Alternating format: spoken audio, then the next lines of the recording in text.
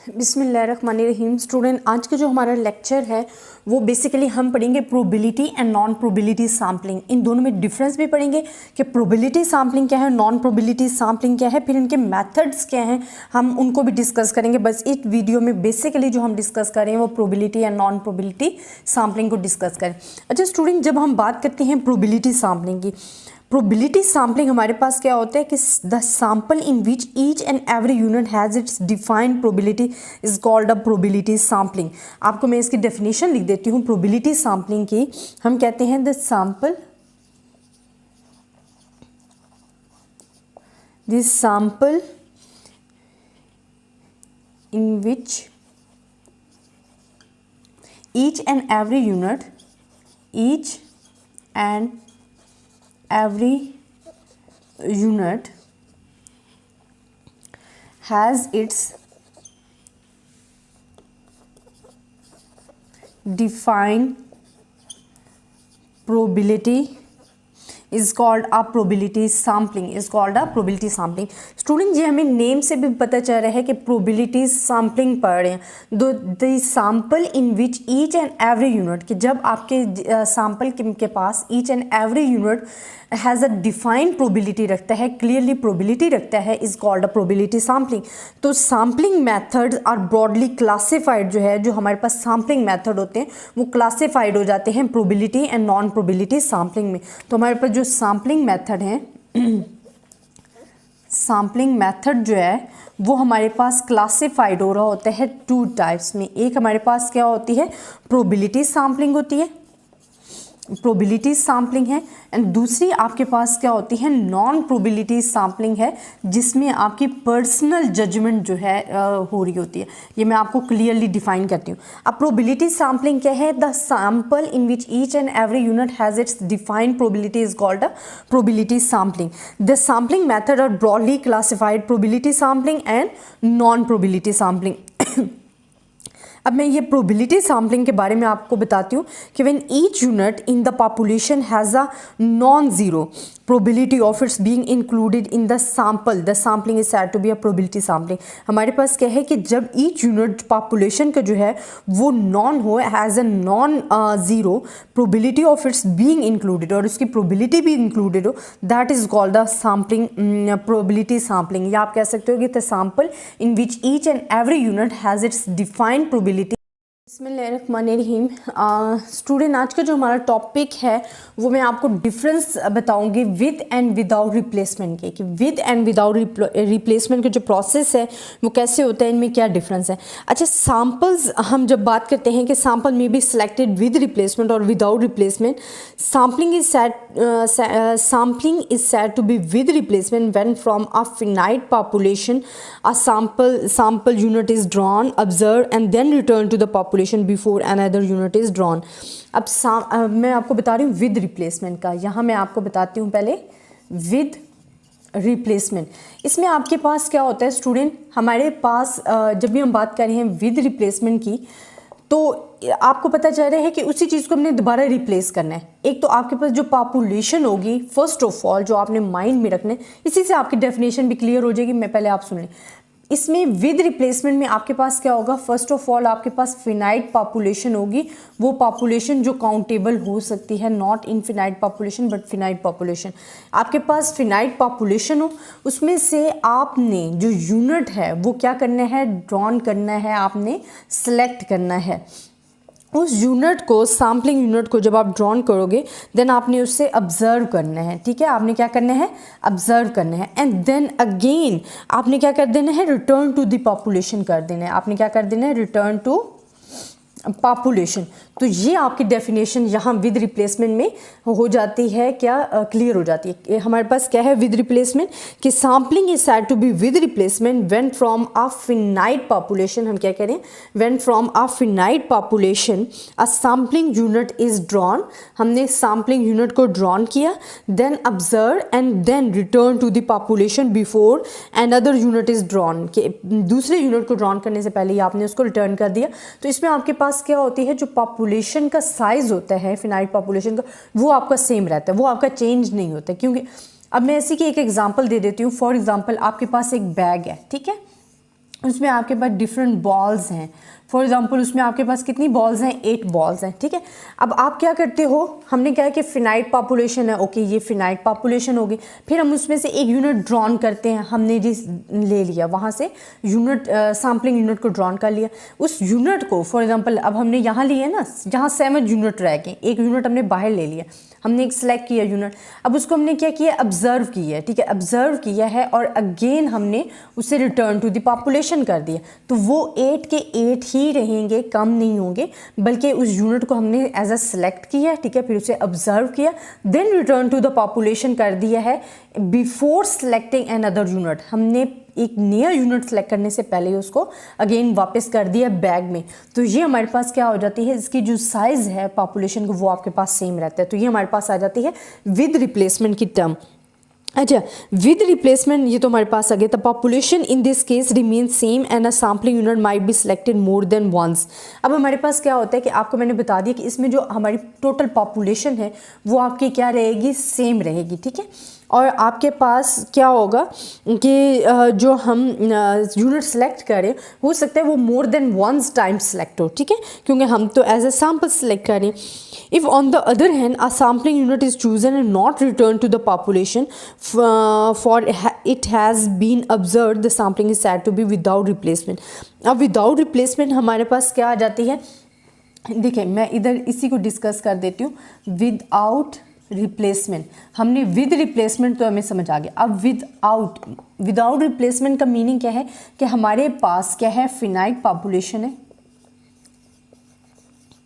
हमने उसमें से सैंपल यूनिट को क्या किया, ड्रॉन किया, देन ऑब्जर्व किया and then not return to population, और उससे हमने पॉपुलेशन में रिटर्न नहीं किया।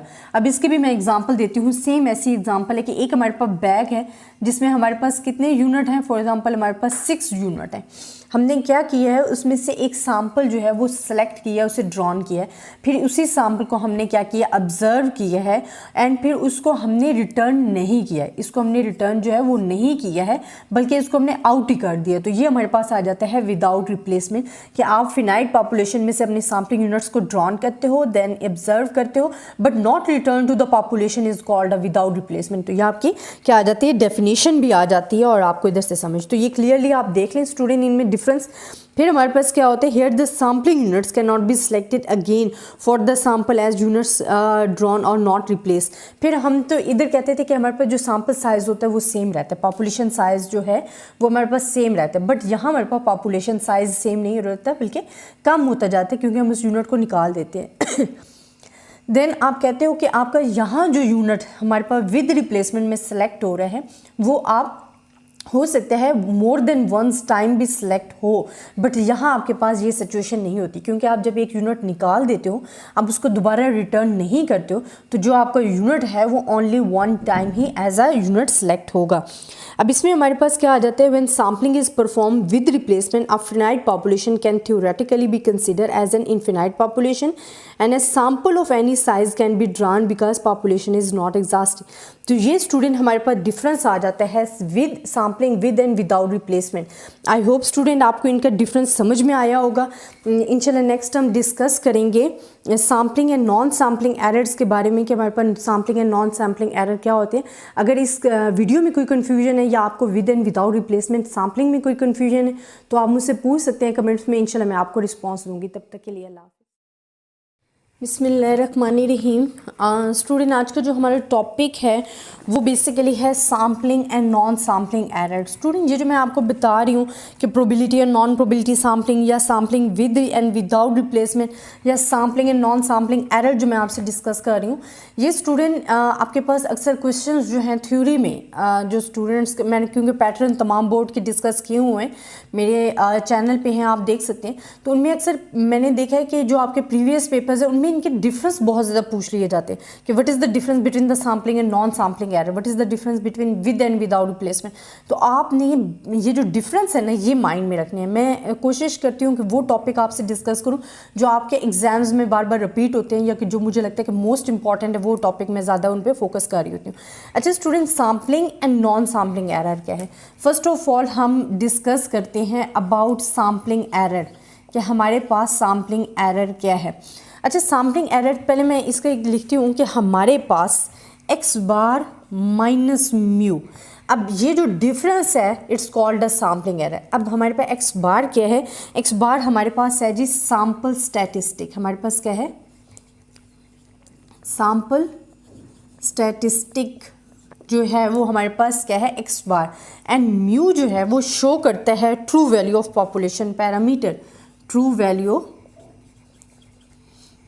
Of population parameter, true value of population parameter is denoted by mu।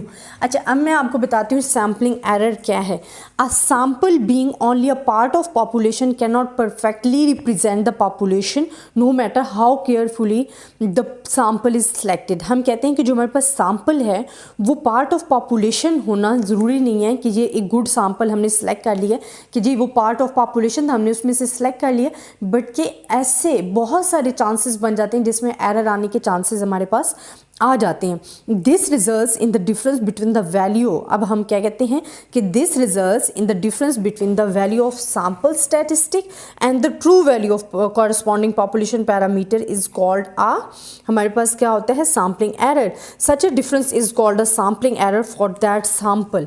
अब हमारे पास क्या है स्टूडेंट, हम डेफिनेशन अगर आपको करनी है सैम्पलिंग एरर की तो आपने क्या करना है? The difference between the sample statistic and the true value of corresponding population parameter is called a sampling error। ये हमारे पास क्या आ जाता है? सैम्पलिंग एरर आ जाता है। अब हम क्या कहते हैं कि अगर हमारे, अच्छा इसकी एक बेस्ट चीज़ भी मैं आपको बताऊंगी। हम कहते हैं from a sample size of n है and mu corresponding population parameter है, डिफरेंस जो है is called a sampling error. ये मैंने आपको डिस्क्राइब कर दिया। अच्छा, अब हमारे पास क्या होता है कि आपके पास जो इसकी बेस्ट चीज़ होती है कि जैसे जैसे आपका सैम्पल साइज़ जो है वो इंक्रीज़ होता जाएगा, तो सैम्पलिंग एरर जो है, तो जो सैम्पलिंग एरर जो आप डिस्कस करें वो आपका रिड्यूस होता जाएगा, कम होता जाएगा। आपके पास क्या होगा? जैसे जैसे आप अपना सैम्पल साइज़ को इंक्रीज़ करते जाओगे आपका जो सैम्पलिंग एरर जो हम डिस्कस करें वो क्या होता जाएगा? रिड्यूस होता जाएगा। And the complete enumeration there is no sampling error as x bar becomes equals to mu. तो हमारे पास क्या होगा कि एट द एंड जब आपका जो कंप्लीट सेंसेस होगी, क्योंकि हम कहते हैं जैसे जैसे हमारा सैम्पल साइज़ बढ़ता जाता है सैम्पलिंग एरर हमारा रिड्यूस होता जाए, तो एट द एंड आपके पास क्या हो जाता है कि x bar is equals to mu हो जाता है, जो सैम्पलिंग एरर है वो रिड्यूस हो जाता है, बिल्कुल ख़त्म हो जाता है, कम हो जाता है। तो ये हमारे पास इसके लिए बेस्ट है, समझा जाता है कि sampling error is measured by which is non reliability which is related to the variance of the sample statistic. And एक और हम कहते हैं कि the smaller the variance the greater the reliability of the sample results will be. एक और चीज़ इसमें हमारे पास आ जाता है कि जब हम वेरिएंस के साथ डिस्कस कर रहे हैं, कि जब हम वेरिएंस को डिस्कस कर रहे हैं तो स्मॉलर वेरिएंस होगा तो उतनी रिलायबिलिटी हमारे पास क्या होगी? ज़्यादा होगी। जो रिलायबिलिटी है वो उतनी ही आपके पास क्या होगी? ज़्यादा होगी। वेरिएंस स्मॉलर होगा, रिलायबिलिटी ज़्यादा होगी। हम पहले भी डिस्कस कर चुके हैं अपने पार्ट 1 में। अच्छा, ये तो हमारे पास डिस्कशन आ गई सैम्पलिंग एरर।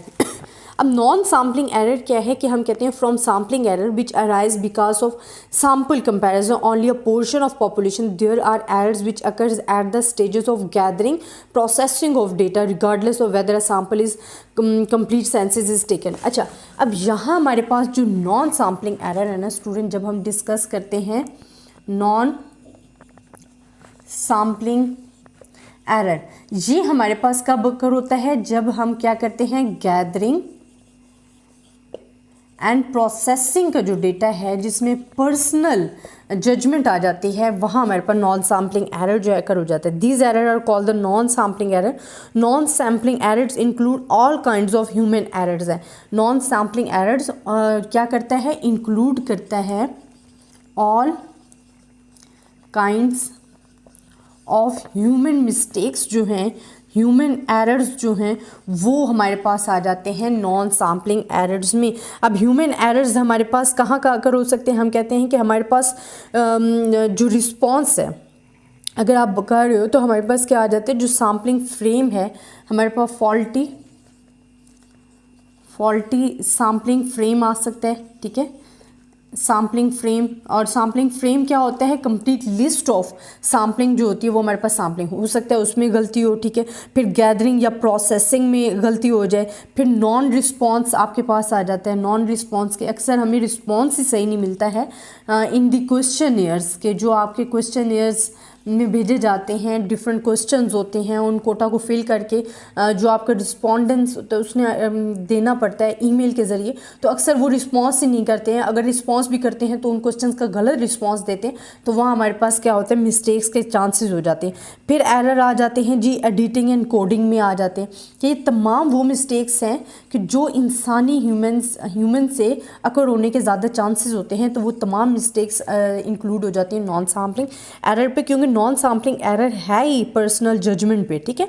अच्छा, फिर हमारे पास अगर प्रॉपर सिलेक्शन नहीं हुई क्वेश्चनियर्स की, प्रॉपर सिलेक्शन नहीं हुई क्वेश्चनियर्स की, वहाँ भी हमारे पास एरर्स आने के चांसेस होते हैं। इन्वेस्टिगेशन नहीं हुई, प्रॉपर ट्रेनिंग नहीं की गई, जो आपके इन्वेस्टिगेटर हैं उनकी प्रॉपर ट्रेनिंग नहीं हुई है, वो अनट्रेन है, तो वहाँ भी हमारे पास मिस्टेक होने के चांसेस ज़्यादा होते हैं। तो हमारे पास क्या हो सकता है कि हम कहते हैं कि नॉन सैम्पलिंग एरर जो है include all kinds of human errors जो हैं, रिस्पॉन्स जिसमें हम कहते हैं फॉल्टी रिस्पॉन्स हो जाएगा, non response to mail questionnaires है, errors of observation, miss allocation of observation है, these error avoided through the. और अच्छा, इन एरर से हम बच कैसे सकते हैं? आपने अपने जो क्वेश्चंस बनाने हैं क्वेश्चनियर्स में, वो प्रॉपर हों और ईजी हो और अंडरस्टैंड टू द कॉरेस्पॉन्डिंग्स होने चाहिए, कि जो दूसरों को समझ भी आए कि हमसे पूछ कह रहे हैं। देन आपके पास क्या होने चाहिए कि एक following up the non response, कि अगर फॉर एग्जांपल आपको फुल रिस्पॉन्स नहीं मिला, तो आपके पास उनके कॉन्टैक्ट्स हो, आप उनसे दोबारा रिस्पॉन्स कर सको, उनसे दोबारा बातचीत कर सको। फिर प्रॉपर ट्रेनिंग ऑफ इन्वेस्टिगेटर्स जो है वो होना लाजमी है। फिर हमारे पास क्या हो कि कलेक्टेड इंफॉर्मेशन की जो टीम है वो आपकी बहुत ज़्यादा ट्रेंड हो, प्रॉपर हो, और दूसरा आपके पास वेल एजुकेटेड हो, तो वो हमारे पास एरर जो है ऐसे रिमूव हो सकते हैं। अब आपको पता चला कि स्टूडेंट हमारे पास सैम्पलिंग या नॉन सैम्पलिंग एरर्स में क्या फ़र्क है। सैम्पलिंग एरर्स हमारे पास बेसिकली क्या है कि sample statistic, the difference between the sample statistic and the true value of population parameter is called the sampling error. आपके पास सैम्पलिंग एरर में एक जो बेस्ट चीज़ है, जो अच्छा रिस्पॉन्स ये होता है कि जैसे जैसे आपका सैम्पल साइज़ इंक्रीज़ होता जाता है, आपका सैम्पल एरर जो है, सैम्पलिंग एरर, वो रिड्यूस होता जाता है, और एट द एंड जैसे आपकी कंप्लीट सेंसेस कंप्लीट होती है, जो आप कर रहे हो, पॉपुलेशन जैसी आपकी कंप्लीट होती है जो भी आपने ली हुई है, तो आपका जो एरर है वो रिड्यूस हो जाता है, ख़त्म हो जाता है। उसमें आपके एट द एंड क्या आ जाता है कि एक्स बार इक्वल आ जाता है म्यू के, तो जो आपका एरर आ रहा होता है वो आपका क्या हो जाता है, ख़त्म हो जाता है। अच्छा, फिर आपसे अक्सर ये पूछ लिया जाता है कि एरर और बायस में क्या फ़र्क है। ये वर्ड जो आपको मैं लिख रही हूँ बायस, इसका मैं बताऊँगी, इनमें फ़र्क यही होता है कि यहाँ तो एरर ख़त्म हो जाता है, बट बायस को ख़त्म करना मुश्किल होता है। ये आपका टर्म टू टर्म साथ ही चल रहा होता है, बल्कि इंक्रीज़ होता जाता है।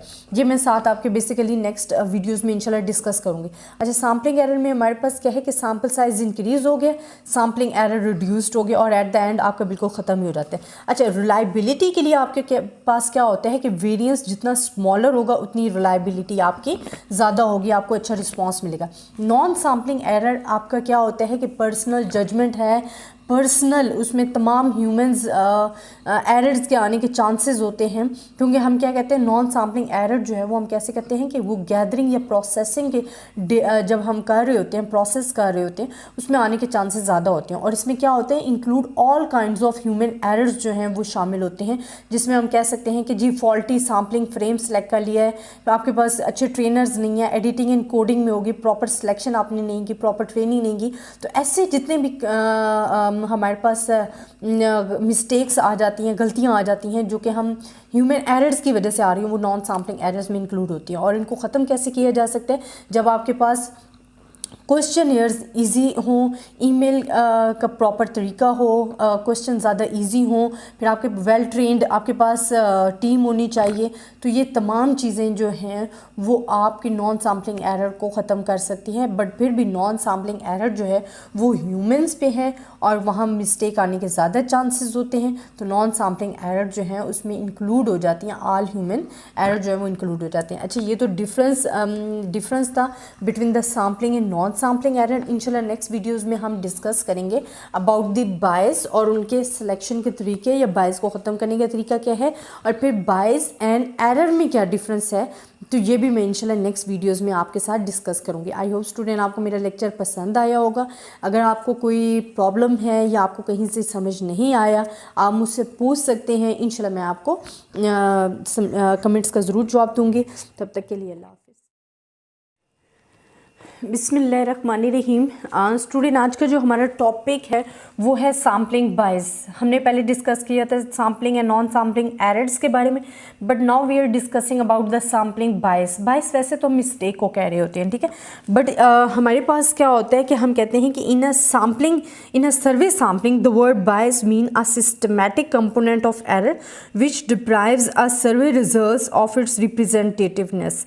अच्छा, तो वर्ड बायस मीन मैं लिख देती हूँ, word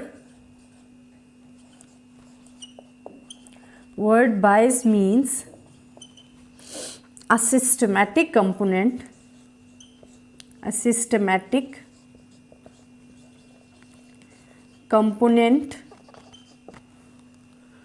of error which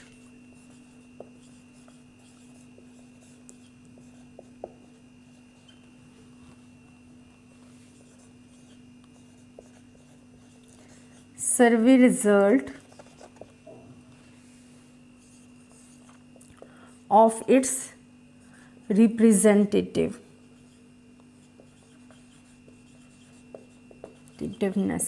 अच्छा स्टूडेंट, हमारे पास क्या है कि हम कहते हैं the word bias means a systematic component of error, which deprives the survey result of its representativeness.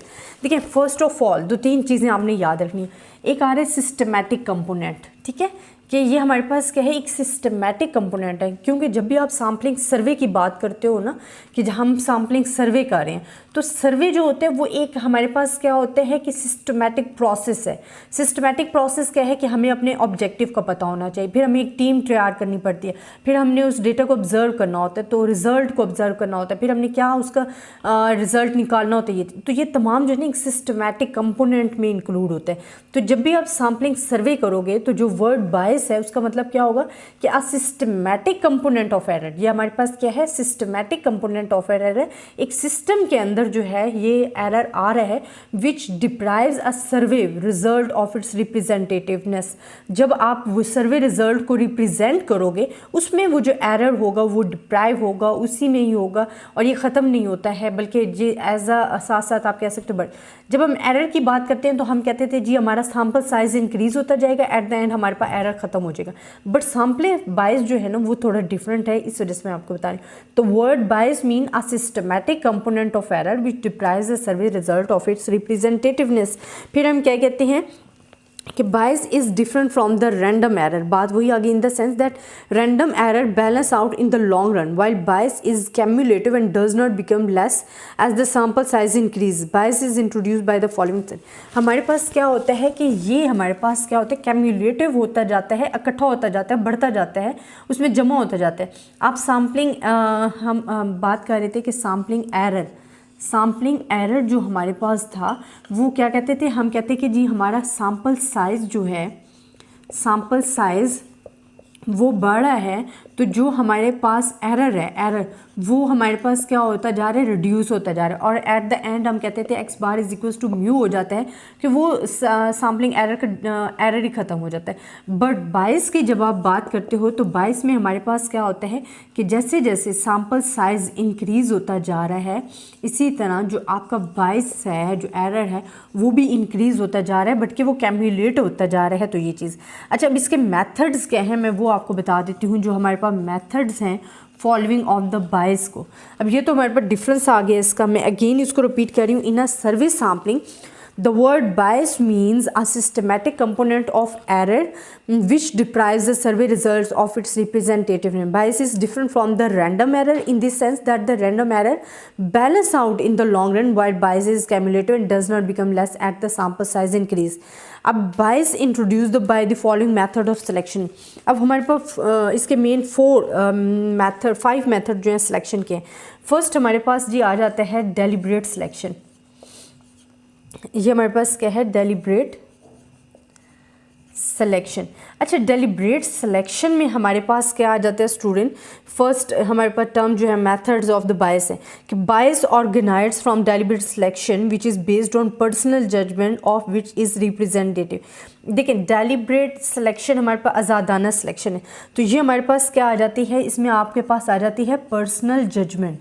क्या आ जाती है, पर्सनल जजमेंट आ जाती है। और जब पर्सनल जजमेंट आ जाती है तो स्टूडेंट, अगर आपके पास जो ट्रेनर है वो वेल ट्रेन नहीं है, या जब भी आप क्योंकि ह्यूमंस हैं तो हमारे पास मिस्टेक के आने के चांसेस ज़्यादा हो जाते हैं, तो पर्सनल जजमेंट जब आपके पास आ जाती है तो वहाँ आपके मिस्टेक्स के जो चांसेस है वो बढ़ जाते हैं। डेलिब्रेट सिलेक्शन आज़ादाना सिलेक्शन आप कह सकते हो उर्दू में, कि bias organized from the deliberate selection which is based on personal judgement of what is representative. जो हमारे पास बेस करता है पर्सनल जजमेंट पे, जो चीज़ आप रिप्रेजेंट कर रहे हो व्हाट इज़ रिप्रेजेंटेटिव, तो इसमें आपके एरर के चांसेस, बायस के चांसेस बढ़ जाते हैं। अच्छा, सेकंड आप कहते हो सब्स्टिट्यूशन। देखिए, नेम से ही पता चल रहा है, यहाँ हमने डेलिब्रेट सिलेक्शन का, यहाँ भी आपको पता है आज़ादाना सिलेक्शन, कि हम पर्सनल जजमेंट बेस कर रहा होता है जो चीज़ हम रिप्रेजेंट करते हैं। अब सब्स्टिट्यूशन भी आपको पता चल रहा है नेम से कि हम सब्स्टिट्यूट करेंगे। आपके पास अक्सर ये होता है कि आपके पास यूनिट कह लो, या आपके पास मेंबर्स जो हैं कोई प्रॉब्लम आ जाता है, आपको सब्स्टिट्यूट करने पड़ते हैं, तो वहाँ भी बायस के चांसेस बढ़ जाते हैं, क्योंकि वहाँ मिस्टेक आने के चांसेस आ जाते हैं ना, कि हो सकता है वो पता ना कौन सा जो पहला आपके पास ट्रेनर हो वो ज़्यादा वेल ट्रेन हो, मेंबर्स जो हैं वो ज़्यादा अच्छे हों, या पता ना वो कौन सा मेथड यूज़ कर रहे हैं। सेकंड जो आप मेंबर सेलेक्ट करोगे, हो सकता है वो उसको ज़्यादा अंडरस्टैंड ना कर सकते हैं, तो वहाँ आपके पास मिस्टेक के चांसेस आ जाते हैं। इसको आप कह सकते हो कि sometimes it becomes difficult to make contact with certain members or informative is not obtain from certain units, then we substitute members or units that are conveniently available. सब सब्स्टिट्यूशन इंट्रोड्यूस्ड बायस, तो वो introduce करवा सकते हैं बायस में, बायस का। Then incomplete coverage, ये भी आपको नेम से पता चल रहा है, इनकम्प्लीट हमारे पास क्या है, कवरेज। अच्छा स्टूडेंट, इसमें हमारे पास क्या होता है, bias also emerge when we fail to cover the whole of the selected sample. For example, we select a sample through mail questionnaire, we get a biased sample, there are a large number of non-respondents to the survey. Incomplete coverage, देखें हमारे पास जब coverage जो है वो incomplete हो। For example, questionnaires का आपको method का पता है कि क्वेश्चनियर्स हमारे पास क्या होते हैं कि हम क्वेश्चंस सेंड करते हैं बाय द ईमेल, फिर वो हमें क्या करते हैं, जवाब देते हैं जो आपके कॉरस्पॉन्डिंग होते हैं, तो उसके ज़रिए हम अपने जो सैम्पल सेलेक्ट किए होते हैं, जिनको हम क्वेश्चंस भेजते हैं, उनसे हम अपना रिज़ल्ट कंक्लूड करते हैं। बट बायस कहाँ इमर्ज होता है, जब आपके पास क्वेश्चनियर्स में जो आपके पास इंफॉर्मेशन है वो इनकम्प्लीट होती है, कि जो इनकम्प्लीट कवरेज है ना वो बायस के आने का चांसेस बन सकती हैं। तो ये हमारे पास आ गया। अच्छा, फोर्थ में हमारे पास क्या आ जाता है, हैफज़र्ड सिलेक्शन। आपके पास हैफज़र्ड सिलेक्शन। अच्छा, हैफज़र्ड सिलेक्शन आप ये कह सकते हो कि इत्तफाकन कोई चीज़ सेलेक्ट कर लेना, ठीक है। हैफज़र्ड सिलेक्शन आपको क्या कह सकते हो कि कोई चीज़ इत्तफाकन सेलेक्ट कर लेना। Haphazard human selection can be introduce bias as every human beings has a tendency away from the randomness in his choices. अच्छा, अब आपको पता है कि तमाम ह्यूमंस जो है उनकी चॉइसेस सेम नहीं होती हैं, ठीक है। फिर उनके जो सिलेक्शन का तरीका होगा वो सेम नहीं होगा। तो जो हमारे पास human being has a tendency away from randomness in his choices, तो वहाँ आपके बायस के इंट्रोड्यूस होने के चांसेस बढ़ सकते हैं। हैफज़र्ड सिलेक्शन आप कहते हो कि इत्तफाकन ज़्यादाना कोई चीज़ आपने सेलेक्ट कर लेना, तो उसको हम कहते हैं कि इसमें हमारे पास क्या होते हैं कि जो हमारे पास बायस जो इंट्रोड्यूस होते हैं, कि हम कहते हैं कि हर इंसान जो है उसकी टेंडेंसी जो है, रैंडमनेस ऑफ चॉइसेस जो हैं वो डिफरेंट होती है, तो वहाँ आपके पास बायस के आने के चांसेस जो हैं बढ़ जाते हैं। नंबर 5th लास्ट वन हम कहते हैं इनएडिक्वेट इंटरव्यूइंग। अच्छा, इसमें हमारे पास क्या आ जाता है स्टूडेंट कि bias also enters when the interviewing is hastily incomplete and misleading. आपके पास क्या होता है कि जब आपके पास इंटरव्यू आए वो एक तो इनकम्प्लीट हो, मिसलीडिंग हो, गलत गाइड किया गया हो, तो वहाँ आपके पास इसके आने के चांसेस जो हैं वो ज़्यादा बढ़ जाते हैं। अच्छा, ये हमारे पास आ गया सैम्पलिंग बायस। अब स्टूडेंट सैम्पलिंग बायस में अगेन आपको डिस्कस कर देती हूँ कि हमारे पास बेसिकली क्या है। देखिए, सैम्पलिंग बायस पहले हमने पढ़ा था सैम्पलिंग एरर। सैम्पलिंग एरर में हमने क्या कहा था कि हमारे पास जैसे जैसे सैम्पल साइज बढ़ता है, क्योंकि सैम्पलिंग एरर डिफरेंस है between the sample statistic and the true value of population parameter का। हम कहते हैं कि जैसे जैसे हमारा सैम्पल साइज इंक्रीज होगा हमारा जो एरर है वो रिड्यूस हो जाएगा। बट बायस में ऐसा नहीं होता। बायस क्यों डिफरेंट है कि जैसे जैसे आपका एरर सैम्पल साइज बढ़ता जाएगा एरर भी कैम्युलेट होता जाएगा, जमा होता जाएगा और वो आपका डिलीट नहीं होगा। अच्छा, इसमें हमारे पास क्या होता है, हम कहते हैं कि सर्वे सैम्पलिंग। जब हम सैम्पलिंग सर्वे करते हैं, कोई सर्वे कर रहे हैं, तो देखें सर्वे हमारे पास क्या होता है, एक सिस्टमैटिक मैनर में होता है। ठीक है, तो हम कहते हैं कि word bias mean a systematic component of a error which deprives the survey results of its representativeness. कि जब किसी सर्वे रिजल्ट का हम जो रिजल्ट है रिप्रेजेंट कर रहे होते हैं सिस्टमैटिक कंपोनेंट, वहाँ अगर बायस आ जाता है तो वो कैम्युलेट होता रहता है और बढ़ता जाता है और उसको हम ख़त्म करना ज़रा मुश्किल हो जाता है। अच्छा, इसके मेथड्स, ये तो डिफरेंस आ गया हमारे पास। अच्छा, मेथड्स हमारे पास क्या हैं कि सैम्पलिंग बायस के आप काइंड्स भी कह सकते हो, मेथड्स भी कह सकते हो। आप कहते हो introduce by the following methods of selection है। बायस जो इंट्रोड्यूस होता है वो bye the following method of selection. अब आपके पास जो मेथड्स हैं वो हमारे पास 5 हैं। एक डेलिब्रेट सिलेक्शन है, इसको हम कहते हैं आज़ादाना सिलेक्शन, जिसमें हमारे पास बेस करता है पर्सनल जजमेंट पे। और जहाँ हमारे पास क्या होता है कि जब आप किसी डेटा को रिप्रेजेंट कर रहे हो तो पर्सनल जजमेंट में वहाँ हमारे पास बायस के आने के चांसेस बढ़ जाते हैं। इसी तरह नेक्स्ट हमारे पास आ जाता है जी सब्सटीट्यूशन। सब्सटीट्यूशन क्या होता है कि आपके पास अगर मेंबर्स सब्सटीट्यूट करने पड़ जाए, यूनिट सब्सटीट्यूट करने पड़ जाए किसी रीज़न की बुनियाद पे, तो आपके पास क्या होता है वहाँ बायस के इंट्रोड्यूस होने के चांसेस ज़्यादा बढ़ जाते हैं। इनकम्प्लीट कवरेज क्या होती है कि जो आपने यूनिट सेलेक्ट किया है अगर उसकी कवरेज जो है वो इनकम्प्लीट है बाय द क्वेश्चन तो आपके पास बायस आने के चांसेस ज़्यादा हैं। इसी तरह हैफाज़र्ड सिलेक्शन हमारे पास क्या होता है, इत्तफाकन कोई चीज़ सेलेक्ट कर लेना, तो हैफाज़र्ड सिलेक्शन में हमारे पास क्या होता है बायस के इंट्रोड्यूस्ड होने के चांसेस बढ़ जाते हैं। और हमारे पास क्या होता है कि हम कहते हैं कि हैफाज़र्ड सिलेक्शन के लिए कि introduce bias as every human being has a tendency away from randomness in his choice. कि हमारे पास तमाम इंसान जो हैं उनके जो चॉइसेस हैं वो रैंडमनेस होते हैं, तो हैफाज़र्ड सिलेक्शन में जो बायस के चांसेस हैं वो आ जाते हैं, इंट्रोड्यूस हो जाते हैं। इनएडिक्वेट इंटरव्यूइंग है कि अगर हमारे पास इंटरव्यू जो है वो आपने प्रॉपर नहीं लिया है, मिसलीड है, हेजिटेशन वाला है एंड इनकम्प्लीट है, तो आपके पास तब भी बायस के आने के चांसेस जो हैं वो बढ़ जाते हैं। अच्छा, ये तो स्टूडेंट हमारे पास टॉपिक था सैम्पलिंग बायस से रिलेटेड। इंशाल्लाह नेक्स्ट हम अपने नए टॉपिक के साथ आएंगे। आई होप आपको इस टॉपिक की समझ आई होगी, इन मेथड्स की समझ आई होगी। आपसे अक्सर एग्जाम्स में पूछ ली जाता है कि जी sampling bias and sampling error में डिफरेंस क्या है, या सैम्पलिंग बायस क्या है, या इसके मेथड्स क्या हैं, तो ये आपको अच्छे तरीके से आने चाहिए। आई होप स्टूडेंट आपको मेरा लेक्चर पसंद आया होगा। मुझे आप कमेंट्स में ज़रूर बताइएगा। तब तक के लिए अल्लाह हाफ़िज़। बिस्मिल्लाहिर्रहमानिर्रहीम। स्टूडेंट आज का जो हमारा टॉपिक है वो है probability and random sample. Probability and random sample क्या है इसको बताएंगे। पहले मैं आपको वैसे डिस्कस कर चुकी हूँ कि probability random sample and non probability random sample, इनमें डिफरेंस भी बता चुकी हूँ और डेफिनेशन भी बता चुकी हूँ, बट थोड़ा बहुत मैं आपको फिर भी बता रही हूँ। अच्छा, प्रोबेबिलिटी एंड रैंडम सैम्पल एक ही है। Probability and random, probability sampling कहते हैं या रैंडम सैम्पल कहते हैं। हम कहते हैं sample is called a random sample if the probability of each selection for each unit in the population is non. अगर आप सेलेक्ट कर रहे हो पॉपुलेशन में से, क्योंकि पॉपुलेशन में से हम क्या सिलेक्ट करते हैं, सैम्पल, तो जब आप सैम्पल सेलेक्ट कर रहे हो तो वो कहते हैं कि if the probability of selection of each unit of population, अगर ईच यूनिट ऑफ पॉपुलेशन जो है वो आपको उसकी प्रोबेबिलिटी गिवन है, that is called the probability and random sample. तो इसकी डेफिनेशन हमारे पास क्या है कि a sample is called a random sample if the probability of selection for each unit in the population is known, is called prior to sample selection is called a probability and random sample.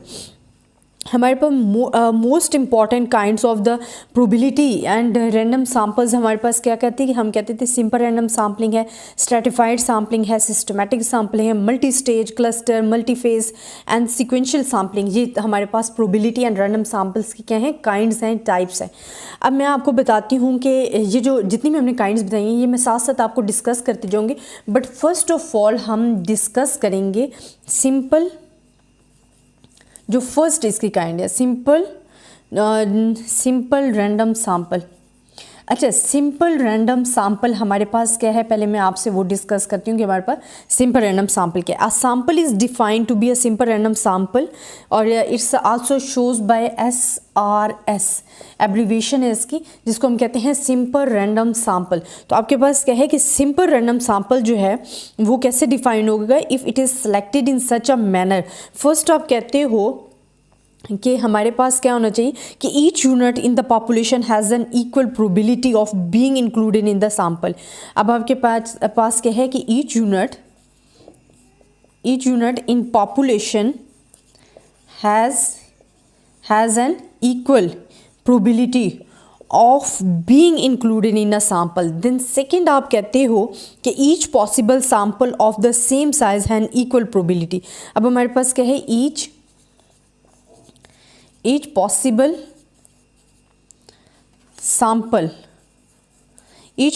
sample of same size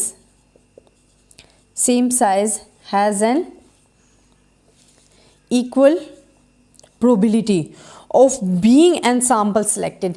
अगर ये दो चीज़ें हमारे पास हैं then it's called a simple random sample. तो हम क्या कहते हैं कि a sample is defined to be a simple random sample, it's also shows by SRS mean simple random sample if it is selected in such a manner that each unit. अब ये दो हमारे पास सिचुएशन जो है fulfil होना चाहिए। First हमारे पास क्या है कि each unit in the population has an equal probability of being included in the sample, and secondly आप कहते हो कि each possible sample of the same size has an equal probability of being this sample selected.